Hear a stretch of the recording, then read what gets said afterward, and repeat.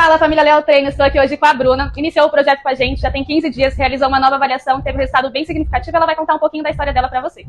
Oi, família, tudo bem? Vim contar um pouquinho da minha história pra vocês. Eu tenho luxação congênita no fêmur esquerdo, já fiz 4 cirurgias. Hoje eu tenho prótese de quadril esquerdo. Por conta disso, a minha biomecânica ela não é boa. Foi sempre um momento de muitas dores. E aí, por conta disso, acarretei fazendo 2 cirurgias no meu joelho direito. Tenho hérnia, bico de papagaio, enfim.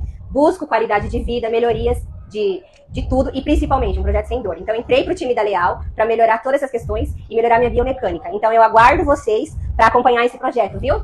Então já segue a Bruna aí e acompanha essa evolução que vai ser incrível. Vem com a gente!